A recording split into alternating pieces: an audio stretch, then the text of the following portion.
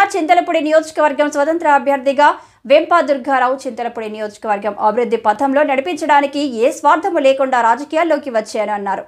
1951 సంవత్సరంలో చింతలపూడి నియోజకవర్గం ఏర్పడింది. అప్పటి నుండి ఇప్పటి వరకు సరిహద్దు ప్రాంతాలైన జంగారెడ్డిగూడెం, సత్తుపల్లి, అశ్వారావుపేట వంటి ప్రాంతాల అభివృద్ధికి నోచుకున్నాయి.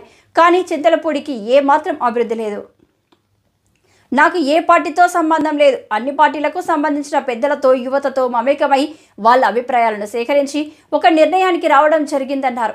మన ఊరు మన ప్రగతి అనే నినాదంతో ముందుకు సాగుతున్న యువకులు వెంపా దుర్గారావు. వచ్చేప్పటికి వైఎస్ రాజశేఖర రెడ్డి గారు, ఆయన వల్ల మా అమ్మగారు హార్ట్ ఆపరేషన్ అప్పుడు ఒక అభివృద్ధి చెంది అట్లాగా అందరూ వాళ్ళు ఒకరితో వాళ్ళ యొక్క చరిత్రలు తెలుసుకోగలిగారు సార్. మరీ ముఖ్యంగా వీళ్ళందరికంటే ముందు ఏంటంటే నాకు అంబేద్కర్ గారు, బాబు జగజ్జీవన్ రావు గారు, జ్యోతిరావు పులే గారు చరిత్రలు నేను చదివాను. వాళ్ళు మన దేశం కోసం, మన రాష్ట్రం కోసం ఎంత కష్టపడి ఏ విధంగా సంస్కరణలు తెచ్చారనేది నన్ను ప్రేరేపించాయి. వాటిలో భాగంగానే వాళ్ళందరూ నా ప్రోటోకాల్లో నా పెద్దలుగా నేను ఓవరాల్గా మీరు ఒకవేళ ఎమ్మెల్యేగా గెలిస్తే ఇక్కడ ప్రజలకి ఏం చేద్దాం అనుకుంటున్నారు?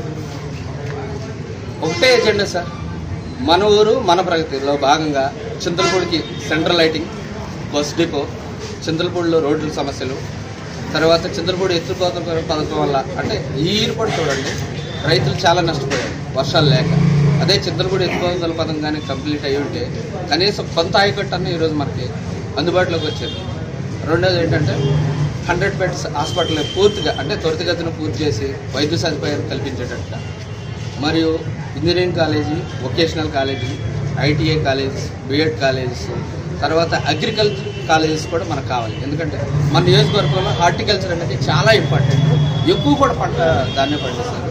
దాని ద్వారా క్లస్టర్స్ ఏర్పాటు చేసి, ఫుడ్ ప్రాసెసింగ్ యూనిట్లు ఏర్పాటు చేసి మహిళలకి, యువతకి కుటీర పరిశ్రమల ద్వారా జీవనోపాధిని కల్పించాలని ఎజెండాగా ఉంది.